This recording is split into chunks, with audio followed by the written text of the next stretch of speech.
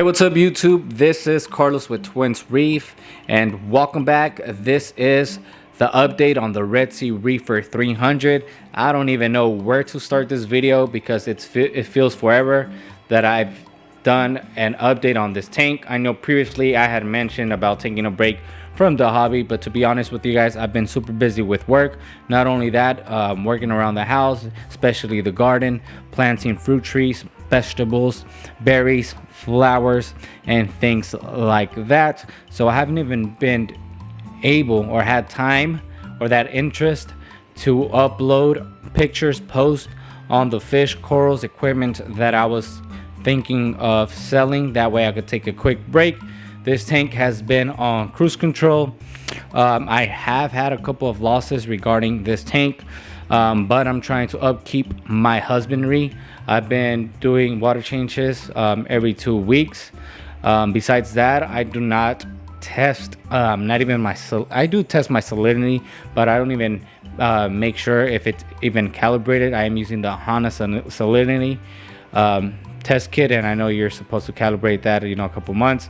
I haven't checked any of my parameters when it comes to calcium, alkalinity, magnesium, phosphates, nitrates. I've just been super lazy. I had lost my interest in a while. Tank has been on cruise control, but that has changed. There's a couple things that I want to do when it comes to the hobby. One of them is actually selling my freshwater fish, my plants, because I want to make this into a LPS softy tank. That way it would officially be Twins Reef, having 2 reef tanks, one being LPS and softy dominated, where the other one will be more of a hardy SPS heavy flow dominated aquarium. So this one's gonna keep all the Ecotech products when it comes to the light, the wave makers. Only thing that's not gonna be Ecotech is the dosing pump, which is the Reef dose. But the other one over there, I'm gonna be using aqua illumination when it comes to lights. I don't know if it's gonna be the newer gen or older gen lights. It's gonna be sort of like on a budget, and AI wave makers. Pretty much it. I have a bunch of rock down here. All right, so there's a bunch of rocks down there from the previous tank that I had. I removed my skimmer, so that could be one of the reasons why I had a couple of losses when it comes to corals. Probably the nitrates are probably high. I know some say you don't really need a skimmer if you're on top of your water changes, changing your filter floss or your filter socks, whatever you decide to use, and using carbon. But I was lazy. Just recently I started doing water changes every 2 weeks, to the point that just being so lazy, and I'm paying attention to this tank. I have a pH monitor and it was reading 7.6. After doing my water change just this weekend, I have it now at 8.0, which can affect the corals. I'm not so sure. But not only that, not only do I want to make that into a saltwater tank, I am also thinking about doing an outdoor pond, a 150 gallon pond. The ones that they sell like at Lowe's. Dig up a hole in my front yard, and put the small koi's or goldfish, and make my front yard look good. So that's gonna be like a future project. I don't know when. I'm still undecisive when I'm gonna do that because I do have dogs, and not only that, guys, but my dogs might get inside that pond. They might be drinking that water, and they might be peeing on the plants, killing them. So it's not 100% sure thing that I'm gonna do the pond. That is something I want to do, but for sure thing I'm gonna do is make that into a saltwater tank. One reason why I want to transition into saltwater, I love my freshwater fish. They're beautiful, especially my discus. But I've been having issues with algae, and I just don't want to deal with that, guys. I don't know what I'm doing wrong. But I mean, plants are growing like crazy, don't get me wrong. I just trimmed a bunch of wisterias, anubias, ferns, and some crypts. But Yeah, I've been having some hair algae. I have to, manually remove, and that's just a little bit annoying. Not only that, I have a lot of plants, and it's not like I don't want to be throwing them away. It's really hard to rehome them, and if this was to be a saltwater tank, corals tend to be a little bit easier to rehome if they're overgrowing your tank. So that's what I want to do when it comes to this tank. But first, I need to find my freshwater fish and plant a home. Now, let's start with the update on this tank. And let's start with my torches. These torches that I bought from Coral's Farmer Market are doing good. I honestly don't even know the name of them, except that guy right there. I know that one was labeled as a dragon tamer. I had another torch here that I had bought from my local pet store. Unfortunately, it died. I don't know why. It just died, which is horrible. However, these ones are looking good. When I bought the one from my local pet store, I did look at the flesh. It looked healthy, but I don't know, it just decided to die one time out of nowhere. And then these hammers here I also bought from that fish store. They're doing all right. They have lost some color, so these two are the same, as you could tell right there. I think that my light output, my PAR is probably too high for LPS. I think you want it anywhere from 70 to 150. I think this area right here is anywhere from 175 to 280. I don't recall the PAR readings. I have to look back. I took pictures and documented all the PAR readings when it comes to all the location of these corals. But besides that, the frog spawn is doing good. Hammers are doing good. They're thriving. They're not growing really. They're just there. There's this one that seems like it has grown. It has a couple of heads. It's like a micro hammer. All the other hammers are doing good. This one here did die too. So this one was 2 heads. It looks like a splatter or toxic hammer, micro hammer. And this head just decided to bail out. So I gotta cut that, and hopefully this one does good. Let's move on with the mushrooms. I have this baby sun kiss that's doing really good. I have this jawbreaker. There's some green in it, but you can't really tell. But I got this jawbreaker from a local hobbyist. I traded it for a Scully.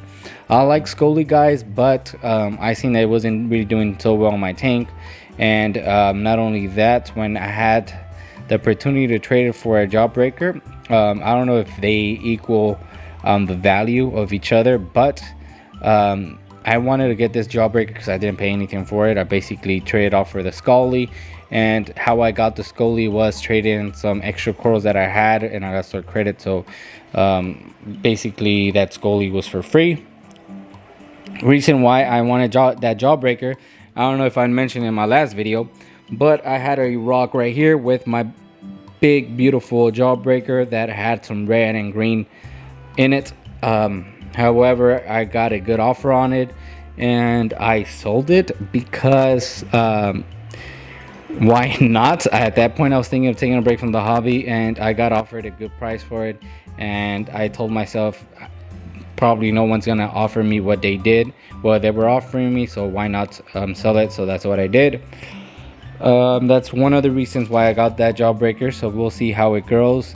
And yeah, it's been doing all right. There's a couple Supermans, red discosomas, that they discharged themselves from the rocks, and they decided to make that rock their home. This is a new coral that I got, is a scrambled egg zoanthid. I really didn't want to keep zoanthids because I have had bad experience when it comes to polytoxins. One time I was fragging a zoa, and I was wearing my goggles, a mask, but I forgot to wear goggles, and I don't know, some liquid came out of it. And then the following day, guys, I started to like have like a rapid heart rate and with a metallic taste in my mouth. The doctor said it was anxiety. So I don't know if it was anxiety. It was polytoxin. But yeah, I was like, you know what, I don't want to mess with zoanthids. But if you were to keep them and just don't frag them, let them be, I don't think you have any issues with them. Not only that, make sure you wear gloves when you are moving things around in your tank. Also, make sure you don't have any fresh cuts at all. And be careful. When I was new, nobody told me about polytoxins, zoanthids, polycare, and I used to get used like rocks, and I just used to scrub them, even boil them. I boiled rocks one time. Imagine how scary that is. Imagine if that had polys or zoanthids, I would have probably not been here. But thank God that those rocks were clean, because I used to treat my saltwater tank like if it was a freshwater tank. Freshwater tanks, normally you can scrub and boil driftwood and things like that to get rid of bacteria. So I was thinking like a freshwater nerd. Now let's move on to my acans. They are not doing so good. I mean, this green one's doing good, the red one's doing well, but the rainbow one right there is not doing good at all. My Ghanies, I don't know why they are all dying. Little by little they are dying, and it's really sad to see. So I don't know what's going on here. I don't know if it's the light, the flow, but yeah. And then back there we have a bunch of little golden gonzo mushrooms, red discosomas, that they just detach themselves and they're there. Green star polyps doing good. Another rock with red discosomas, they're doing super good.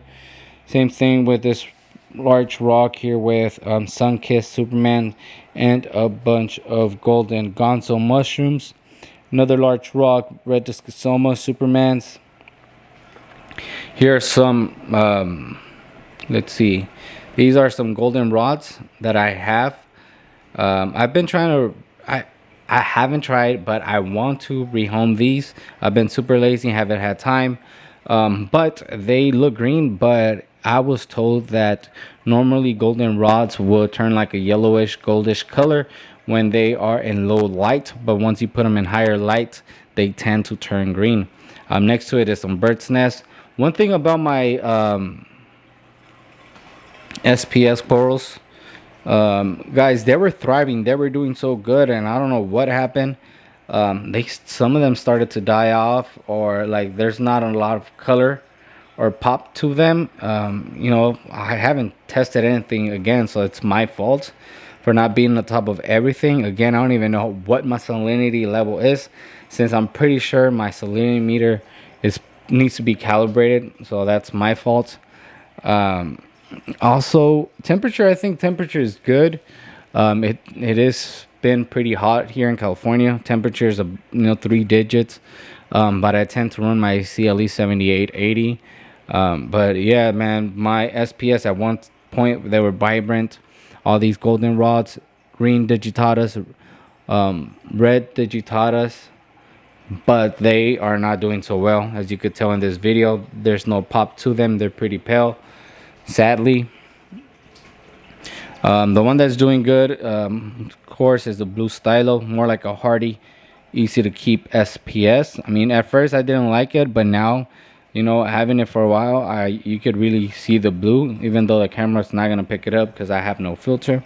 Same thing with this golden rod, Anapora or Acropora, I forget how you call these. There's color to it, but the camera isn't really picking it up because there's no filter. Besides that, guys, all my fish are doing well. My hippo tank's doing good. My black storm clownfish doing awesome. My foxface doing awesome. And I have an algae blaney that's doing good. He's somewhere right there, if my camera will pick it up.